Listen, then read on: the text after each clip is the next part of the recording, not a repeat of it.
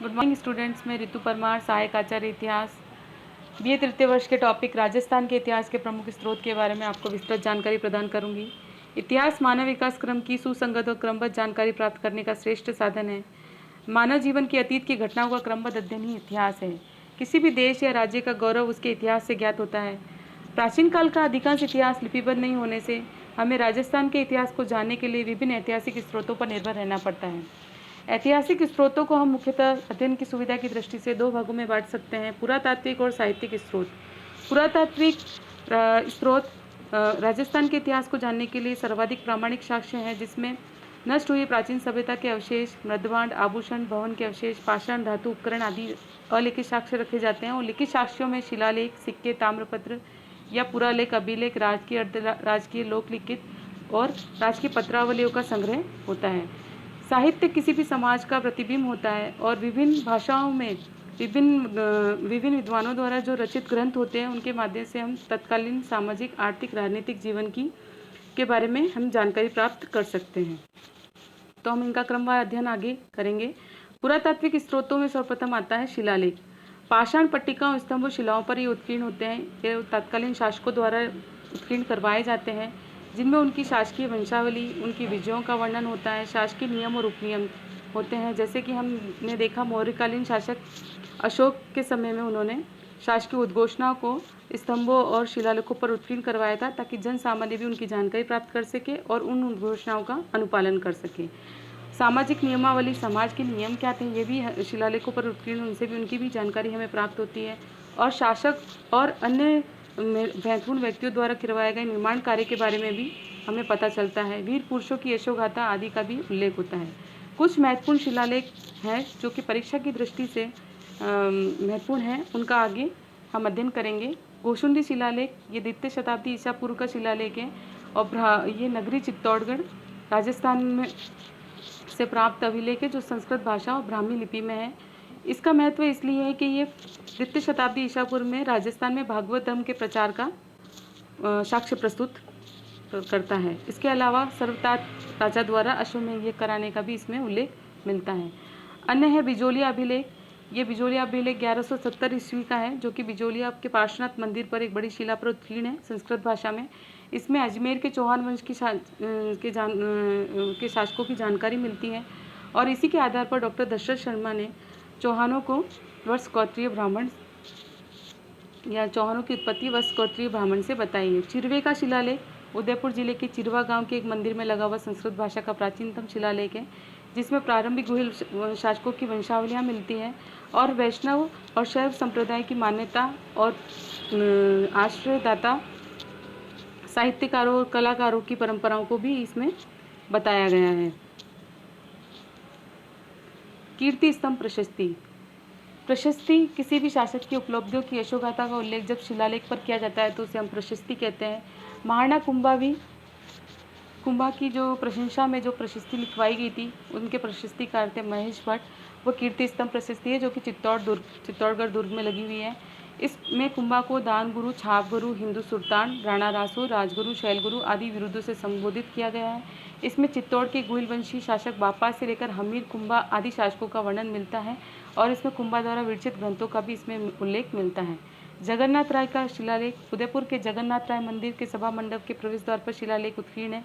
इसमें मापा रावल से लेकर महाराणा जगत सिंह तक के शासकों की उपलब्धियों का उल्लेख है। सबसे महत्वपूर्ण इसमें हल्दीघाटी युद्ध और महाराणा जगत सिंह के समय उनके द्वारा किए जाने वाले दान पुण्यों का उल्लेख मिलता है। मध्यकाल में मुस्लिम राज्य की स्थापना के बाद फारसी भाषा में अभिलेख लिखने की परंपरा शुरू हुई। फारसी भाषा का सबसे प्राचीनतम अभिलेख 1200 ईस्वी का अजमेर के ढाई झोपड़े के गुंबज की दीवार के पीछे लगा हुआ है, जो कि फारसी भाषा का प्राचीनतम अभिलेख है।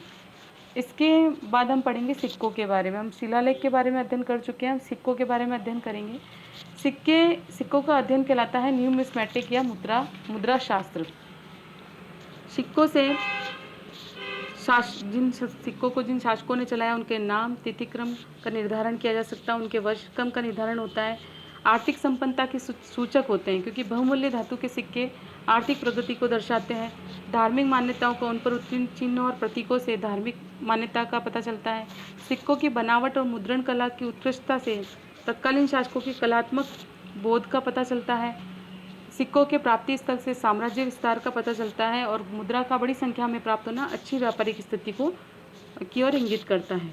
1871 ईस्वी में कार्लाइल महोदय ने उनियारा नगर टोंक में 6000 मालव सिक्के प्राप्त किए, जिससे वहाँ टोंक पर मालव आधिपत्य और उनकी समृद्धि का पता चलता है। इसी प्रकार रैन टोंक से 3075 मौर्यकालीन आहत पंचमार्क सिक्के प्राप्त हुए। आपको बता दूं, पंचमार्क सिक्के जो मौर्यकालीन सिक्के हैं, ये भारत के प्राचीनतम सिक्के हैं जो लेख रहित होते थे और उन पर 5 चिन्ह अंकित होते थे। 1948 ईस्वी में बयाना भरतपुर से गुप्तकालीन स्वर्ण सिक्के मिले हैं। इस प्रकार राजस्थान से बड़ी मात्रा में सिक्के मिलते हैं। उदयपुर जिले के आहड़ कस्बे से 6 तांबे के सिक्के और इंडो ग्रीक मुद्राएं मिलती हैं, जो कि मेवाड़ पर हिंद यवन प्रभाव को इंगित करती है। कुछ प्रमुख रियासतों के सिक्के इस प्रकार से हैं: जयपुर झाड़शाही, हाली मोहम्मद शाही, जैसलमेर में मोहम्मद शाही, अक्खीशाही डोडिया, तांबे की डोडिया जो था तांबे का सिक्का था, बीकानेर में गजशाही चांदी का, रावशाही चांदी का, रावशाही टक्का तांबे का, हाली अक्खीशाही, कोटा में 11 सन्ना, हाली रामशाही, कटारशाही, चेहरेशाही, शाहपुरा में 11 संधिया, चित्तौड़ी, भिलाड़ी और माधोशाही। ताम्रपत्र, हमने शिलालेख और सिक्के पढ़ लिए, अब हम पढ़ेंगे ताम्रपत्र। राजा या सामंतों द्वारा इनाम, दान, पुण्य, जागीर आदि अनुदानों को ताम्रपत्र में उत्कीर्ण करवाकर अनुदान प्राप्तकर्ता को दे दिया जाता था। दान पत्र में राजा अथवा दानदाता का नाम, अनुदान प्राप्तकर्ता का नाम, अनुदान देने का कारण, भूमि का विवरण, समय आदि का उल्लेख मिलता था, जिससे तत्कालीन राजनीतिक, आर्थिक, धार्मिक और जातिगत स्थिति का पता चलता था। आहड़ ताम्रपत्र, आहड़ ताम्रपत्र गुजरात के मूलराज से लेकर भीमदेव दीप्त सोलंकी राजाओं की इसमें वंशावलियाँ मिलती है और इससे हमें पता चलता है कि आहड़ पर उस समय गुजरात का प्रभुत्व था। खेरोदा ताम्रपत्र, एकलिंग जी में महाराणा कुंभा द्वारा दान दिए गए खेतों के आसपास से गुजरने वाले मुख्य मार्गों और उस समय प्रचलित मुद्रा, धार्मिक स्थिति का भी इनमें बोध होता है। पूरा लेख सामग्री, राजकीय, अर्धराजकीय वो लोकलिखित साधन इसमें आते हैं। राज्यों से संबंधित जो रिकॉर्ड रखे जाते थे, जैसे जोधपुर, बीकानेर, अलग अलग रिकॉर्ड होते थे। जयपुर रिकॉर्ड, जयपुर रिकॉर्ड में पांच विवरणों को रखा जाता है, जैसे खरीता, एक शासक द्वारा दूसरे शासक को भेजे जाने वाले पत्र थे। अखबारात, मुगल दरबार की दिन प्रतिदिन की घटनाएं, सूचनाएं और कार्रवाई इसमें अंकित की जाती थी। वकील रिपोर्ट, मनसिबदार और जागीरदार के जो प्रतिनिधि होते थे वो दरबार में रहते थे और दरबारी गतिविधियों से उन्हें समय समय पर सूचित करते थे, तो वो वकील रिपोर्ट कहलाती थी। परवाना, शासकों द्वारा अपने अधीनस्थों को जो पत्र व्यवहार होता था वो परवाना कहा जाता था। सियाद हुजूर व दस्तूर कोमवार, सियाद हुजूर में राज परिवार से संबंधित खर्च व दस्तूर कोमवार में जयपुर में निवास करने वाली विभिन्न जातियों के रीति रिवाज, मेले, त्यौहार, उत्सव आदि का विवरण रहता था। इसी प्रकार से अन्य है अर्जदास, हुस्बुल उज़्म, सनद। सनद एक प्रकार से अधीनस्थ राजा को जागर प्रदान करने की स्वीकृति होती थी। इस प्रकार से यह है। आगे चलेंगे। राजपूत राज्य में बहियाँ लिखने की परंपरा भी शुरू हो गई थी। बहियाँ यानी आय व्यय का, खर्चों का जो लेखा जोखा होता था उसे। इसमें सर्वप्रथम है हकीकत बही, राजा के दैनिक खर्च इसमें रखे जाते थे। हुकूमती बही, शासकीय आदेशों की नकल होती थी इसमें। खरीता बही, राजा को प्राप्त होने वाले महत्वपूर्ण पत्रों की नकल होती थी। और कमटाना बही, राजकीय प्रासादों व भवनों के निर्माण पर होने वाले खर्च का इसमें उल्लेख होता था। साहित्यिक स्रोत, साहित्यिक स्रोत को मुख्य से हम 2 भागों में रख सकते हैं, ऐतिहासिक साहित्य और आधुनिक साहित्य। ऐतिहासिक साहित्य जो इतिहास की दृष्टि से बहुत महत्वपूर्ण हो जाते हैं वो विभिन्न भाषाओं में है, जैसे संस्कृत साहित्य, हिंदी और राजस्थानी साहित्य, जैन साहित्य, ख्यात साहित्य। राजस्थान में प्रारंभिक साहित्य की रचना संस्कृत और प्राकृत भाषा में हुई है। संस्कृत साहित्य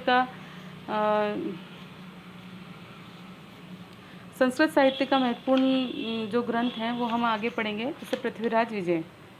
पृथ्वीराज विजय नामक ग्रंथ की रचना पृथ्वीराज चौहान तृतीय के आश्रित कवि पंडित जयानक ने की थी और इसमें अजमेर साम्राज्य का इतिहास है, लेकिन 1190 तक की विजयों का उल्लेख मिलता है पृथ्वीराज चौहान तृतीय की। इसमें तराइन के युद्धों का वर्णन इसमें नहीं मिलता। अन्य है हम्मीर महाकाव्य, इनकी रचना नैनचंद सूरी ने की थी और इन्होंने चौहानों की उत्पत्ति, राजपूतों की उत्पत्ति, चौहानों की उत्पत्ति सूर्य से बताई, इन्हें सूर्यवंशी कहा है। इसमें अलाउद्दीन द्वारा रणथंभौर पर किए गए आक्रमण और हमीर देव के शौर्य, हठ, अतिथि सत्कार, धर्मपरायणता का विशेष उल्लेख हमें मिलता है। इसके आगे एकलिंग महात्म्य, एकलिंग महात्म्य नामक ग्रंथ को लिखने की शुरुआत मेवाड़ के महाराणा कुंभा ने किया था। इसका प्रथम भाग राजवर्णन कहलाता है, प्रथम भाग ही लिखा था उन्होंने, जबकि इसके ग्रंथ का अंत भाग कुंभा के वैतनिक कवि कानवास ने लिखा था।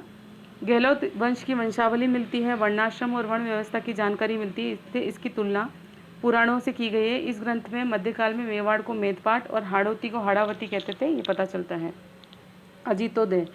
अजीतोदय नामक ग्रंथ की रचना मारवाड़ के राजा अजीत सिंह के दरबारी कवि जगजीवन भट्ट ने की थी। इस ग्रंथ से हमें जोधपुर के महाराजा जसवंत सिंह व अजीत सिंह के समय युद्ध व अन्य उपलब्धियों की जानकारी मिलती है। प्रबंध चिंतामणि। प्रबंध चिंतामणि नामक ग्रंथ की रचना भोज परमार के राजा कवि मेरुतुंग ने की थी और 13वीं सदी के राजनीतिक एवं सांस्कृतिक जीवन का विस्तृत वर्णन हमें इसमें मिलता है। अब राजस्थानी साहित्य के महत्वपूर्ण जो ग्रंथ है वह वेली किशन रुक्मणीरी। ये इसे दुर्सा आड़ा ने इस ग्रंथ को पढ़कर इसके साहित्यिक महत्व के कारण इसे 5वां वेद और 19वां पुराण की उपमा दी है। इसकी रचना अकबर के नवरत्नों में से एक कवि पृथ्वीराज राठौड़ ने की थी, जो कि बीकानेर के शासक कल्याणमल के पुत्र और राय सिंह के भाई थे और इन्होंने पीथल नाम से ये कविता लिखते थे, पीथल नाम से साहित्य लिखते थे ये। और इनका इस ग्रंथ से हमें श्री कृष्ण और रुक्मणी के विवाह की कथा का वर्णन मिलता है। अचलदास खिचीरी वचनिका। इस ग्रंथ की रचना 14वीं शताब्दी में चारण जाति के शिवदास गांडर ने गागरोन दुर्ग के अंदर की थी और ये भी रसात्मक चंपू गदपद शैली में है। इस ग्रंथ से हमें गागरोन के राजा अचलदास खींची और मालवा के सुल्तान हौशंग शाह गौरी के मध्य युद्ध का विस्तृत वर्णन मिलता है और राजस्थान की सबसे प्राचीन वचनिका है। कानड़देव प्रबंध। इस ग्रंथ की रचना जालोर के शासक अखेराज के दरबारी कवि पद्मनाथ ने 1200 में की थी। इस ग्रंथ से हमें जालोर के शासक कानड़देव और अलाउद्दीन खिलजी के मध्य हुए युद्ध का उल्लेख मिलता है। उसकी जालोर विजय का, इस विजय के बाद हुए जौहर का सुंदर वर्णन भी इस पुस्तक में मिलता है। राव छेसीरो छंद।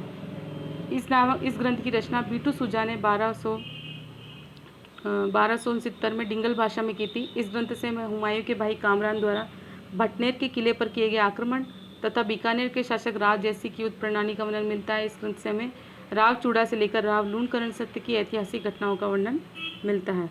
पृथ्वीराज रासो। रासो ग्रंथ लिखने के शुरुआत भी राजस्थानी साहित्य की एक महत्वपूर्ण विशेषता है।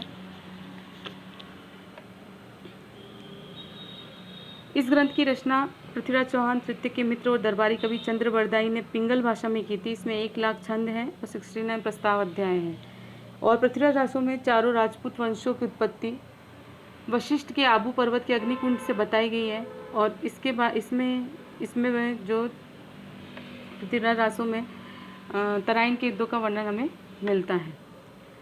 आगे है जैन साहित्य। जैन भाषा में जो साहित्य है उसमें प्रमुख है गौरा बादल। इस ग्रंथ की रचना हेमरत्न ने की थी। इस ग्रंथ से हमें राजपूतों की युद्ध प्रणाली के बारे में जानकारी मिलती है। सौभाग्य महाकाव्य। इस ग्रंथ की रचना सोमसूरी ने 15वीं शताब्दी में की थी। इस ग्रंथ से हमें तत्कालीन शिक्षा प्रणाली की जानकारी मिलती है। ख्यात। ख्यात का सामान्य अर्थ होता प्रसिद्धि दिलाना। सामान्यतः राजा महाराजा अपनी प्रसिद्धि के लिए चारणों से अपनी वंशावलियां व अच्छे कार्यों को लिखवाते थे, जो ख्यात के नाम से जानी जाती थी। इन ख्यातों में सबसे महत्वपूर्ण ख्यात है मूणौत नैन्सी ख्यात। मूणौत नैन्सी का जन्म 1610 में ओसवाल परिवार में जोधपुर महाराजा गज सिंह जोधपुर में हुआ था और ये जोधपुर के महाराजा गज सिंह की सेवा में रहे थे। मूणौत नैन्सी ख्यात सबसे पुरानी और विश्वसनीय ख्यात मानी जाती है, जो मारवाड़ी व डिंगल भाषा में लिखी गई है। इस ख्यात में राजपूताना के लगभग सभी राज्यों, विशेषतः जोधपुर, गुजरात, मालवा, बुंदेलखंड के राजपूतों का विस्तृत वर्णन मिलता है। इसे जोधपुर राज्य का गजेटियर ग्रंथ भी कहा जाता है और इस ख्यात को हम राजस्थान का प्रथम ऐतिहासिक ग्रंथ भी कहते हैं। इसमें राजपूतों की 36 शाखाएं बताई गई है। मूणौत नैन्सी के जोधपुर के इतना विस्तृत इतिहास को लिखने के कारण मुंशी देवी प्रसाद ने इन्हें राजपूताने का अबुल फजल कहा है। इनका ही एक अन्य ग्रंथ है मारवाड़ी परगनारी विकट। इस ग्रंथ की रचना भी मूणौत नैन्सी ने की थी और ये इनका मारवाड़ राज्य का विस्तृत इतिहास लिखा था। इन्हें सर्व संग्रह भी कहा जाता है। मुंडियारी ख्यात को राठौड़ोरी ख्यात भी कहा जाता है।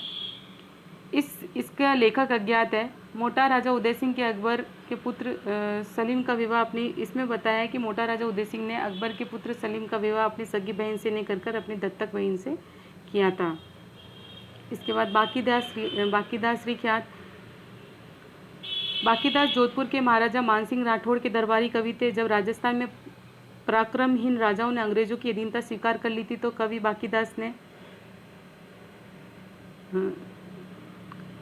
बाकीदास ने डिंगल गीत गाया।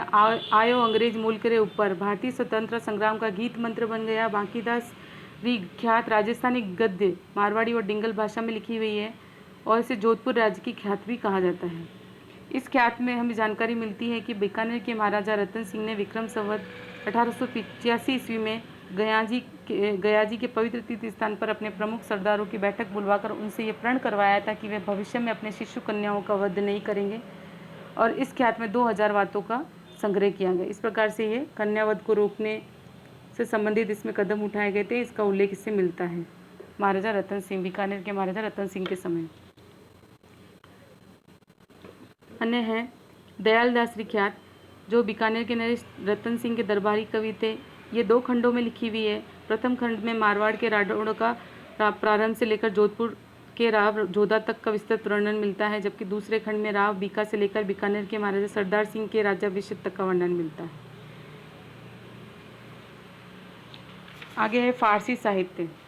फारसी साहित्य में ताजुल मासिर, इसका लेखक था हसन निज़ामी, और इस पुस्तक में हमें अजमेर नगर की समृद्धि, मुस्लिम आक्रमण और उससे बर्बादी का पता चलता है। तबकाते नासिरी काजी मिन्हाज सिराज इस ग्रंथ के लेखक थे। इस समय जालोर और नागौर पर मुस्लिम शासन और उत्तरी पूर्वी राजस्थान को मेवात कहा जाता था, इस चीज़ का पता चलता है। खजाइनुल फतेह, ये अमीर खुसरो जो सल्तनती हुक्म महान कवि, इतिहासकार और साहित्यकार थे, इन्हें तूतीय हिंद या भारत का तोता कहा जाता है।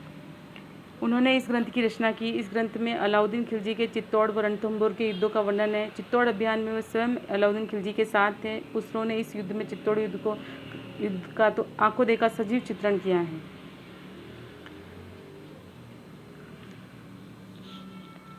आधुनिक ऐतिहासिक ग्रंथ,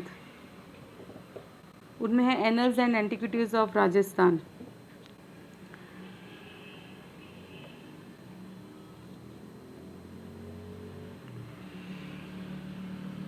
annuls and antiquities of Rajasthan James colonel Tod ने लिखी है, और राजस्थान के इतिहास का पहली बार विस्तृत और वैज्ञानिक दृष्टिकोण से समस्त विवरण इसमें मिलता है हमें, इसलिए इसे हम राजस्थान के इतिहास का जनक या राजस्थान के इतिहास का पिता भी कहते हैं। ये 1829 में उन्होंने अपनी पहली पुस्तक लिखी थी। ये ग्रंथ 2 खंडों में लिखा गया था और इस पुस्तक का संपादन विलियम क्रुक ने किया था।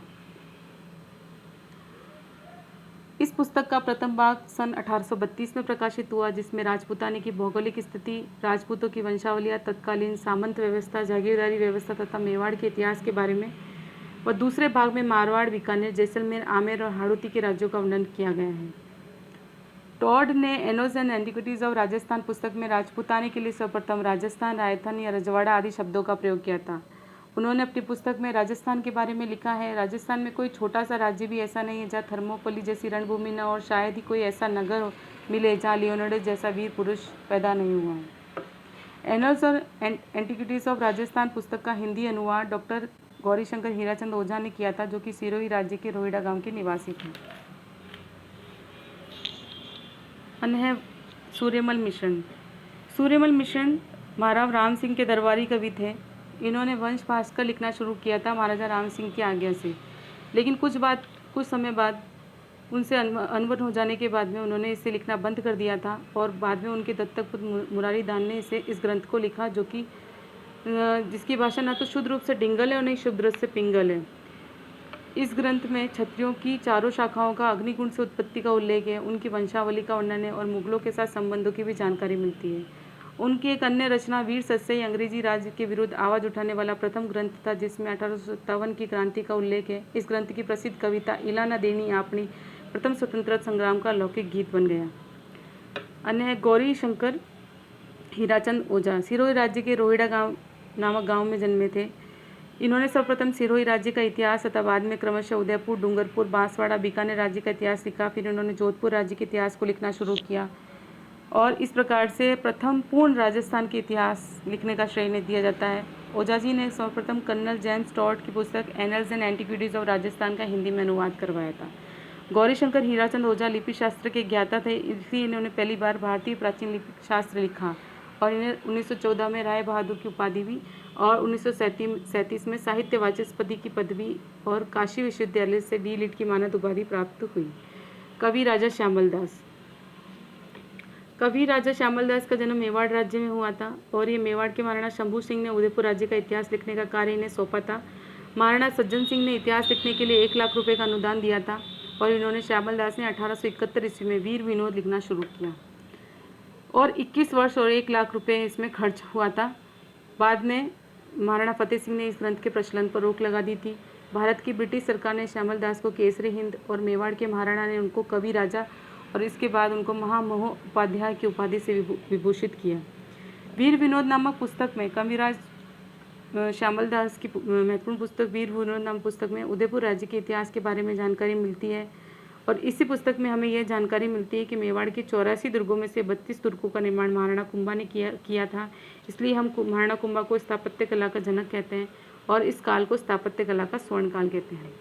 आज के लिए इतना ही। आगे का टॉपिक हम नेक्स्ट वीडियो में देखेंगे।